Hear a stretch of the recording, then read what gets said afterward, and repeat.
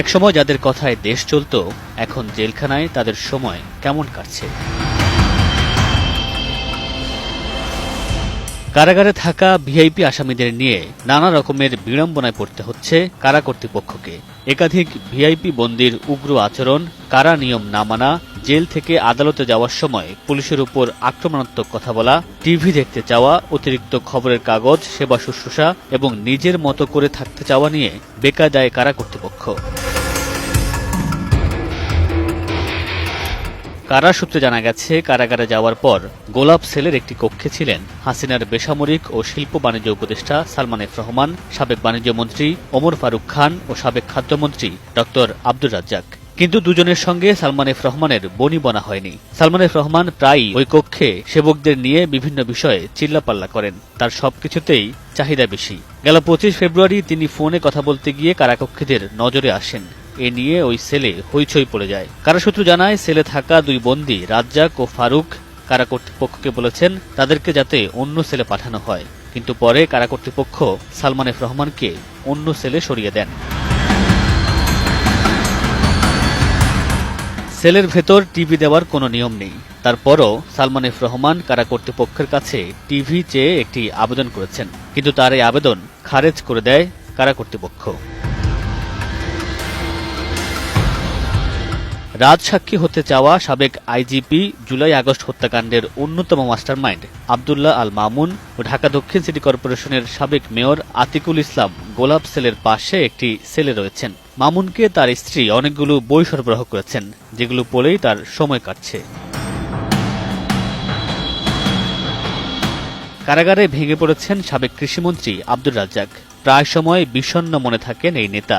কখনো কখনো তিনি সেলের মধ্যে একা একা বসে কাঁদেন। সূত্র জানায়, আরেক ভিআইপি বন্দী সাবেক নৌ পরিবহন মন্ত্রী শাহজাহান খানকে নিয়ে কারা কর্তৃপক্ষ বিড়ম্বনার মধ্যে রয়েছেন।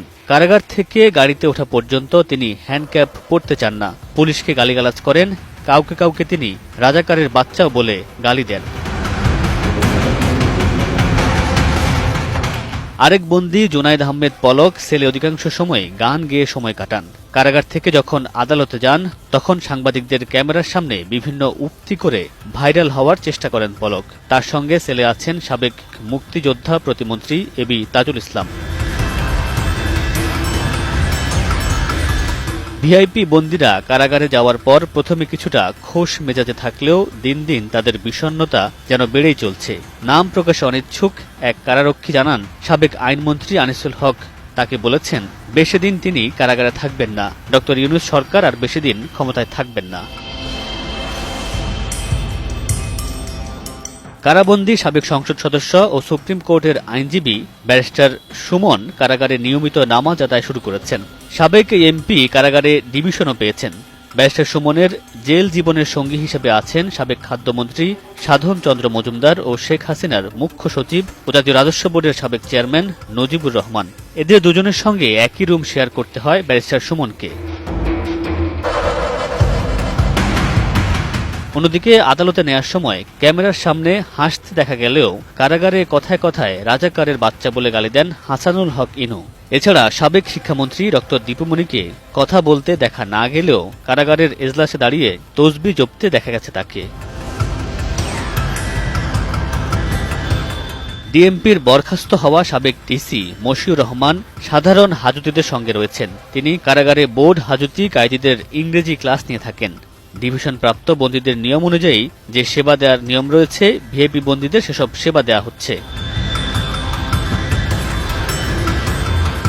ডিভিশন পাওয়া আসামিরা থাকেন আলাদা একটি রুমে, যেখানে থাকে একটি বিছানা, কাঁথা, বালিশ, টেবিল, চেয়ার ও ফ্যান। মেলে ব্যক্তিগত টয়লেটের সুবিধাও। প্রতিদিন 2টি পত্রিকা দেওয়া হয় তাদের। খাবারের তালিকায় সকালে থাকে রুটি, সবজি ও ডিম, দুপুরে ভাত, মাছ অথবা মাংস ও ডাল, রাতে ভাত, মাছ ও সবজি। মাসে একবার দেখা করতে পারেন পরিবারের সঙ্গে।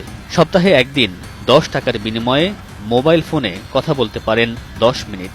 এছাড়া তাদের দেখভাল করেন একজন কারাকর্মী। অন্য বন্দীদের থেকে ভিআইপিদের মেডিকেল সুবিধাও আলাদা রয়েছে।